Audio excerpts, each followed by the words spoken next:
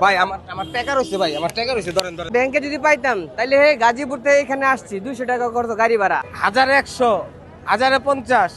একটা ছেলে মেয়েকে নতুন টাকা দিলেও যা, পুরনো টাকা দিলেও যায়। বাংলাদেশ ব্যাংকের উচিত পাবলিক সেবার স্বার্থে ওই কাউন্টার আগে যেমন খুলে দিয়েছেন ওভাবে খুলে দিয়ে দায়িত্ব পালন করা উচিত।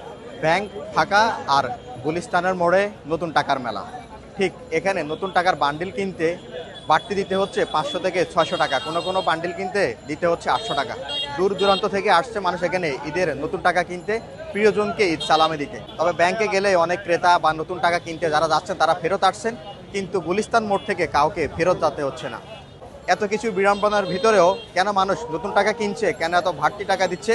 মূলত এটা যদি বাচ্চাদের দেই, তো বাচ্চারা খুব খুশি হয়, এই জন্য টাকাটা নেওয়া, আর অন্য কোনো বিষয় না। তবে আমার ধারণা যে এগুলার ব্যাংকের কোনো কর্মকর্তা আছে এইখানে জড়িত, উপরের মহলের, আনালে এগো পাবলিকে কেন হাতে আসবে, গুলিস্তানের এইসব জায়গায় কেন টাকা আসবে?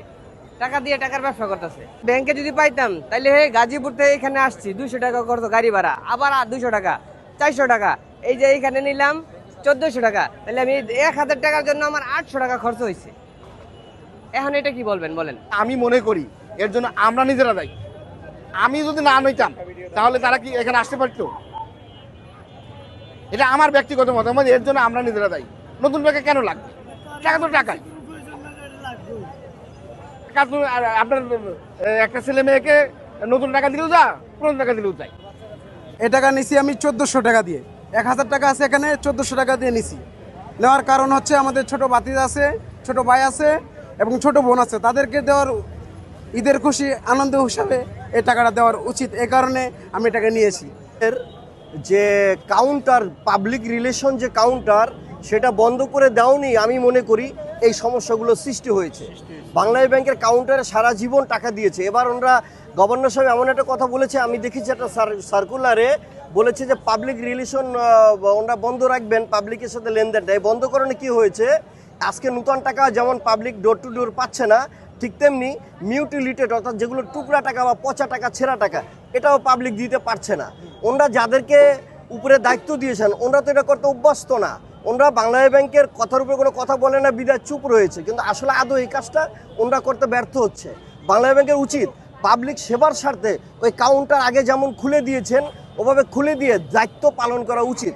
অনেকে খুলে দেওয়ার পরও পেরেশানি করেছে, আমরা জানি। ব্যাংকের কোনো লোক যদি জড়িত না থাকলে এইভাবে কোনোভাবেই সম্ভব না অগ হাতে টাকাটা পৌঁছানোটা। যদি ব্যাংকের কোনো কর্মকর্তা যে কোনো জায়গায় সিন্ডিকেট, এটা আমার মনে হয় যে কোনো একটা সিন্ডিকেট। এই 10 টাকা নোট নিয়েছি 2 বান্ডিল, তো 10 টাকা নোটে 400 টাকা করে বেশি পড়ছে, হাজারে 400 টাকা বেশি পড়ছে। আর 50 টাকা নোট 5300 বেশি পড়ছে, তো এটা অনেক বেশি। যারা এখানে অনেক মানুষ আছে যেখানে বাচ্চাদের জন্য নিতে আসে, অনেকে ব্যাংকে অ্যাকাউন্ট নাই, আর যাদের ব্যাংকে অ্যাকাউন্ট আছে তারাও কিন্তু ব্যাংকে থেকে টাকা পাচ্ছে না। আসলে চুপি না, তো আসলে ওই যে আমাদের ভিআইপি আছে, তো দাম দরের কারণে আমরা দোকানটা বন্ধ রাখছে। নতুন 10 টাকার চাহিদা একটু বেশি, টাকা পরিমাণে কম খাবার, তো এই থেকে দাম রেটটা বেশি আছে। 10 টাকায় 1000 টাকা কত টাকা? আমরা 350 টাকা রাখি। আর 20 টাকার নোট মানে 1200 টাকা।